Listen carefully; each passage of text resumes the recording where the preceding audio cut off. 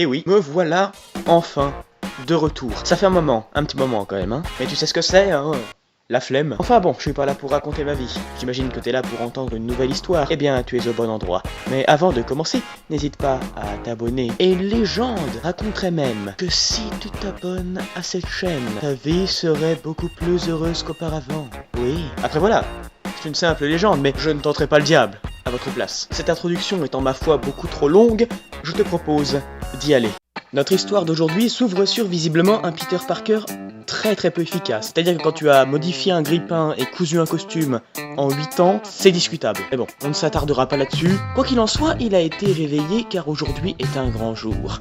Le jour de l'arrestation de Wilson Fisk, a.k.a. le Caïd. En gros, c'est le big boss de New York. C'est le mec qui gère tous les trafics. Trafic d'armes, de drogue, de bébés, de vélos, tout ce que tu veux. Et avec l'aide de son amie policière Yuri Watanabe, il arrivera à le foutre en tôle et nous révélera qu'il est gay. Après ces petites péripéties à la tour Fisk, Peter se rend à son vrai boulot. Parce que oui, lutter contre le crime, ça va bien 5 minutes, mais ça paye pas les factures. Une fois arrivé au laboratoire où il bosse, on fait la connaissance d'Otto Octavius. Et comme par hasard, il travaille sur des membres mécaniques. Mais non, mais juste avant l'arrivée d'un comité de subvention, censé financer ses recherches, le monsieur va tout bonnement faire exploser le laboratoire. Un lundi comme les autres, ce qui forcera Peter à prendre le reste de sa journée. Mais alors qu'il se baladait en costume moulant, montrant ses fesses à qui veut les voir, non mais sérieux, regardez-moi ça, qui lui a designé ce boule, notre cher Spider-Man sera contacté par Yuri Watanabe. Il informera qu'un braquage est en cours à la vente aux enchères des biens de Fisk. Bah oui, s'il faut arrêter un criminel, autant récupérer un peu de thunes pour la ville. Ni une ni deux, notre super-héros du dimanche s'y rend, et là-bas, stupeur, il y croise un nouveau gang, un gang appelé les démons. Un nom un peu bancal, je vous l'accorde, mais on a dit qu'on ne jugeait pas ici, nous ne jugerons pas. Et en plus d'un gang au nom bancal, il recroisera son ex, Super Journée. Mary Jane lui apprendra alors qu'elle a découvert un dossier mentionnant un certain souffle du diable. Et on sait pas ce que c'est, voilà. Action qui ne sert à rien, hein, si ce n'est se faire ouvrir le crâne en se faisant vider un chargeur dans la tête. Mais voilà, chacun s'amuse comme il veut. Et après avoir distribué 2-3 torgnoles à quelques gugus et autres mecs en costard, Spidey se rendra de nouveau à son taf. Ah oui, c'est des allers-retours, hein, ça n'arrête pas. Une fois arrivé, il sera accueilli par Otto Octavius et le maire de New York, Norman Osborn, qui aura décidé, de manière, on l'imagine, tout à fait sérieuse et arbitraire, après avoir réuni un comité qualifié et informé, d'arrêter les recherches du docteur Octavius. Et après l'arrestation d'un type appelé Shocker, sur laquelle je ne m'attarderai pas, car c'est tout simplement inintéressant, et une visite au centre Fist, qui est un centre d'aide aux plus démunis. Je préfère le préciser, hein, parce qu'on ne sait jamais quel genre de gros dégueulasse se trouve sur internet. Peter sera envoyé aux côtés de l'agent Jefferson Davis, afin d'empêcher une attaque des démons sur une des planques de Fisk. Enfin, une bonne nouvelle. Enfin, un agent de police nous est utile dans ce jeu. Cette opération sera donc menée avec succès, et suite à cela, sera organisée une grande cérémonie afin de récompenser l'agent Davis pour son courage et son service à la nation. Cela dit, cette cérémonie sera interrompue par une bombe. Une bombe. Voilà, j'imagine que c'est un motif intéressant. Bombe qui coûtera la vie à l'agent Jefferson Davis, qui aura malgré tout réussi à sauver le maire Norman Osborn. Mais toujours durant cette attaque, et oui, c'est qu'il s'en est passé des choses en 25 secondes. On apprendra que le chef du gang des démons n'est autre que Martin Lee, le chef du centre Fist. Sacrebleu, vous m'envoyez choqué. Eh vas-y ta gueule, on s'en fout, continue. Putain, il est là lui. Didier, qu'est-ce qu'on a dit?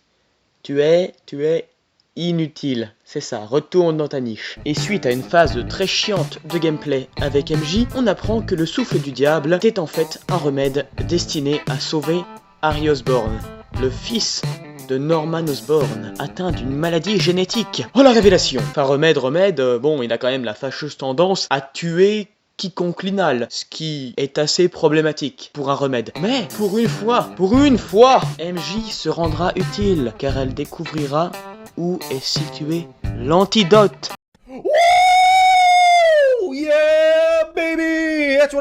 Après cela, Lee en personne, Mister Négative, tentera de voler le souffle du diable pour accomplir ses plans diaboliques. Ouh, qu'il est méchant. Mais il sera arrêté à temps par un pied-bouche de la part de Spidey, ce qui le renverra direct à la case prison sans passer par la case départ. Mais pas le temps de s'attarder là-dessus car le raft a été attaqué, libérant ainsi dans la nature 5 prisonniers ultra dangereux. Peter, à l'aide de son grand cœur de héros, ira forcément à la rescousse sur le toit de la prison, mais malgré toute sa bonne volonté, se fera bolosser allègrement et salement sur le toit, puis jeter, telle une vulgaire serviette, par le docteur Octopus et son swag en demi-teinte. Et c'est ainsi que se termine Spider-Man PS4, c'est faux, parce que vous le savez très bien, moi comme vous comme moi, Spider-Man ne meurt jamais. Enfin à peu près, oui, vous avez compris, il est mort quelques fois, mais qu'est-ce que vous voulez? C'est les comics, il meurt, il revit, il meurt, il revit, toujours. Sinon, ça fait plus d'argent, donc, quand il meurt, il revit. Ouais, c'est un bouclier monétaire et scénaristique en fait. Exactement Didier, tu t'avères utile pour une fois, mais retourne quand même à ta niche. Suite à ces événements, le docteur Octopus répandra le souffle du diable sur la ville, déclenchant alors une épidémie sans précédent. Mais Spider-Man ne va pas rester sans rien faire, donc pendant que tout le monde est occupé à mourir à cause d'un virus, lui est occupé à pied-bouche tous ceux qui se sont évadés. Et suite à cela, l'antidote sera volé par Octopus. Et là vous le sentez qu'il est là, il arrive, le fameux combat final, le dernier boss. Donc là j'imagine que Spidey, suite à son échec de la dernière fois, va devoir s'entraîner très rude, durant des semaines, voire des mois, à taper contre des murs, faire du développé couché avec des voitures, faire des courses avec des pigeons, je sais pas, aller au sommet de l'Himalaya pour s'entraîner. Ou alors il peut aussi juste faire un redesign de son costume, ça marche aussi, ouais. Mais pendant que Spidey était occupé à foutre des LED dans son costume, Octopus, lui, était en train de tout simplement prendre en otage le maire de la ville. Peter s'y rendra donc à toute berzingue. Et vous le savez, le pied-bouche règle tout. Et c'est ainsi qu'il battra le docteur Octopus et récupérera l'antidote. Let me spell it for you.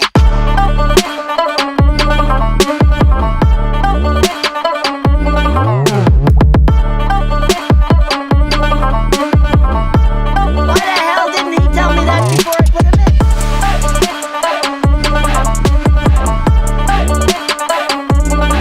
Damn right.